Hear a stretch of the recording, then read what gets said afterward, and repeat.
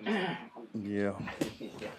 Okay, good evening. Thank you for being here and waiting up. Certainly, we always like to say congratulatory message to our players and talk to them. But awesome to have our fans come out the way they did. Autzen was incredible. It always is, and when it does like that, it makes everything really, really special. Our guys came out, played a much more complete game in just about every phase. We had the mishap early on the punt return, and we knew that was coming as well. You know, they like to line drive those punts. It's a rugby-style punter who rose a little bit. We had prepared for it, but the one corner did not hear the call to get away from the ball, and we ended up, giving up 3 points there. But aside from that, just played pretty much a complete game in all phases, and proud of our guys for their effort, and looking forward to getting better and moving on.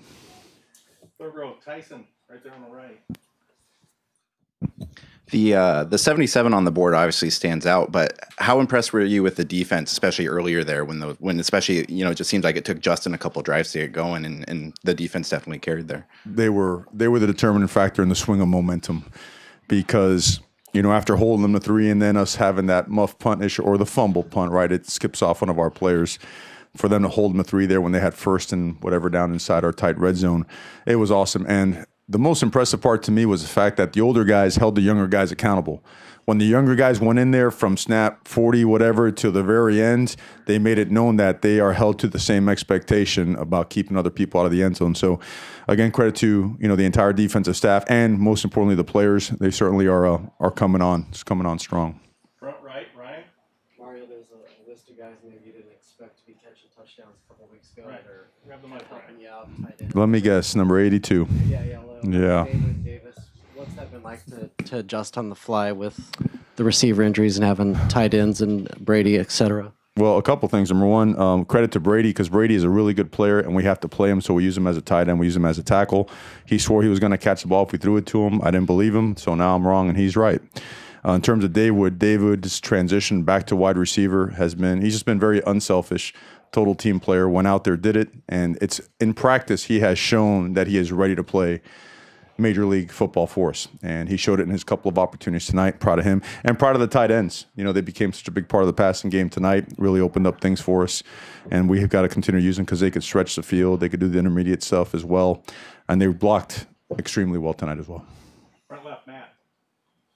Last 2 games, your defense has just played tremendous football. Did you have a feeling, even though when the second string guys came in, they would push off and you'd have this much depth? It seemed like it didn't matter who came off the field. You guys were just making plays no matter what substitutions you were making. Yeah, guys made a lot of plays. Guys that really, we're going to, of course, watch the film, but guys that jumped out that you don't usually mention, guys like DJ Johnson, right, was all over the field, made a lot of plays tonight. Sampson, Brady Breeze, you get the usual guys making plays. Jordan played so hard, played so well inside there.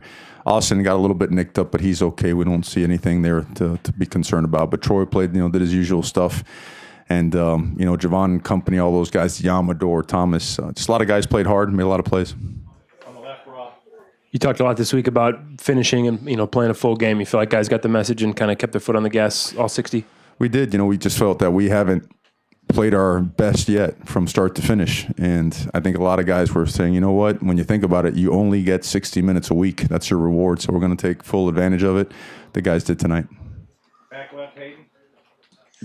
Coach, Justin had 5 touchdowns, but you got Tyler Shook in there in some valuable minutes. Just how important is it to get him some playing time while you can? It is. It's extremely important. He deserves to play. He's a really good football player. He's proved it in spring. He proved it during fall camp. And we wanted him in there during, meaningful time. And I know some people think, well, the score is kind of a little bit out of range, but it's not. They're still playing with their ones, and we wanted to make sure he got reps with our ones. He did a great job tonight.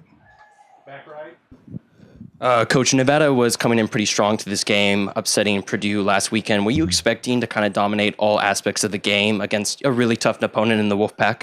We just expected a really good football team, and they are a really good football team. We just expected to come out and play our best as well. It's something that we felt tonight.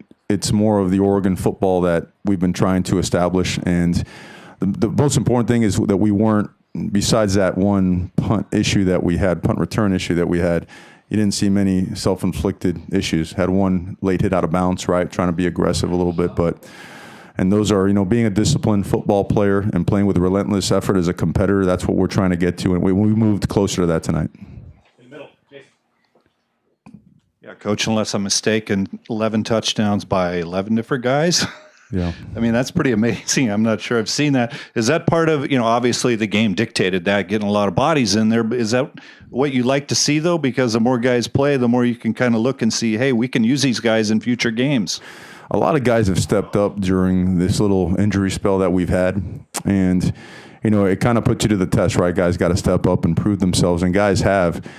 Systematically, it ended up that way, but systematically also allows you to, if something is covered, if something is taken away, to give you an opportunity to get the ball out to someone who has a chance to make a play. So it worked to a T tonight, and certainly proud of the execution. Front left, James.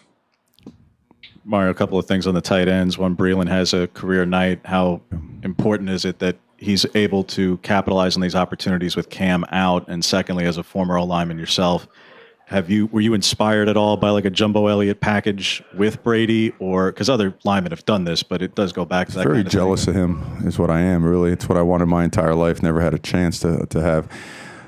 Brady's a really good blocker, and when Cam went down, and remember, we had a couple guys dinged up during camp. Jake Breland was dinged up as well.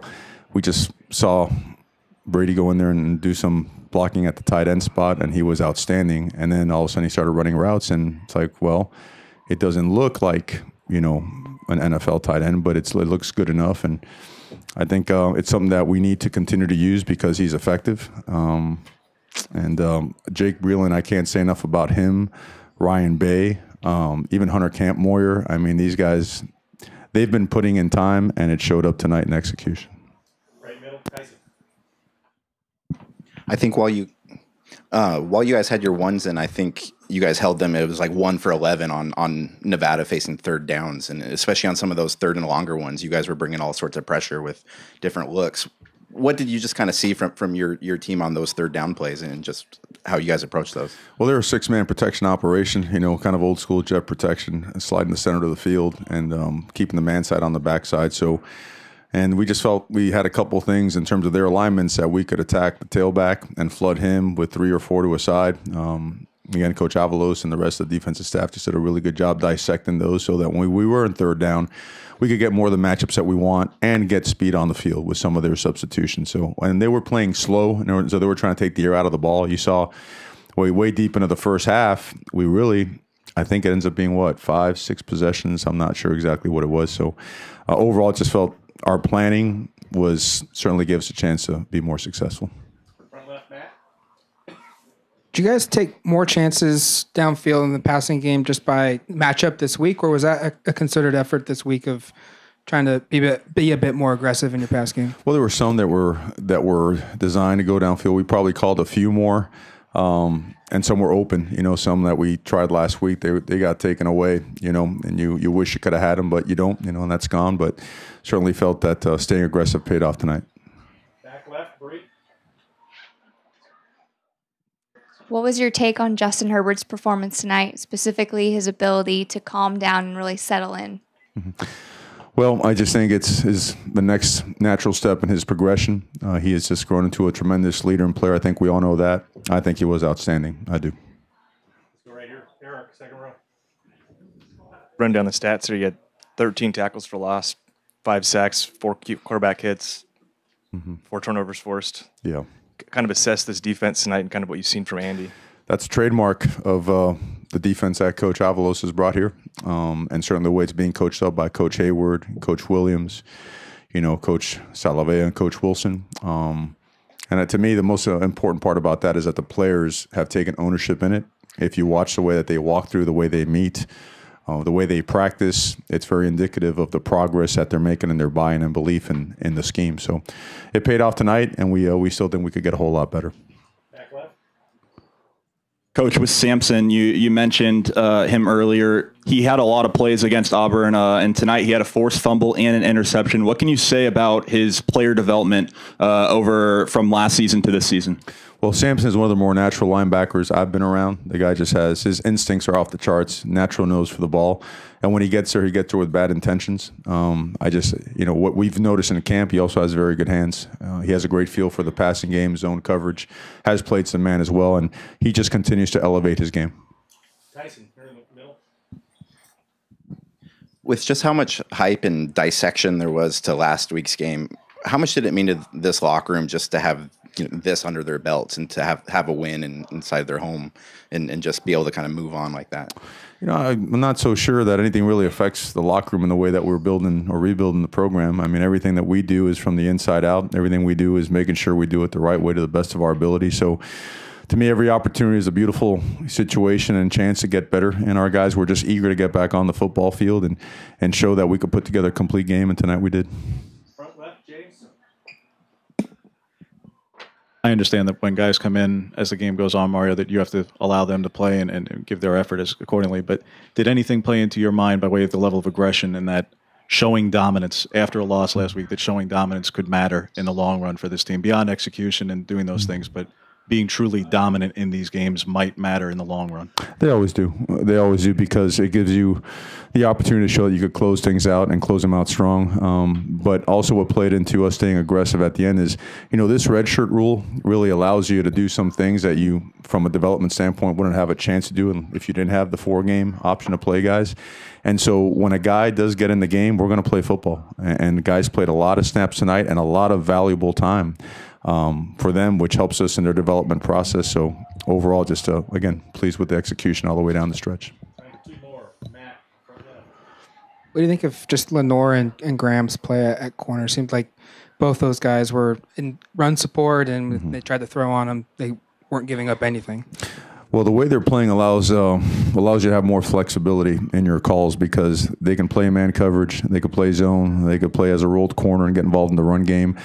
They're really good as blitzers as well, guys that can bring pressure at the quarterback. And, there's flexibility with those guys too. Those guys are flexible enough and versatile enough to play nickel and even safety if we have to. They're that smart. So really proud of them. They continue to elevate their game. Last one, Tyson, right here in the middle. With Mace missing last year with an injury and the fact that he had to get back in shape and didn't get here until fall, were you guys expecting him to be this effective this quickly for you? Without a doubt. We always felt Mace Funa was, if not the best, one of the best linebackers in the country. He's got a rugby background. You should see that guy run the ball. Pretty special. He's just a very physical player, and he's heavy-handed, he's light-footed, instinctive. You saw that. And, he's a lot bigger now than he was in high school. He's tipping 265 around that area right there. So he can set edges really well, and he could force things back.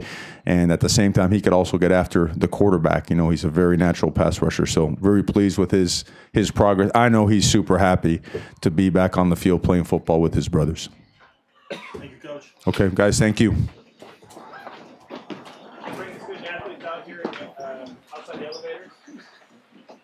Turn those off.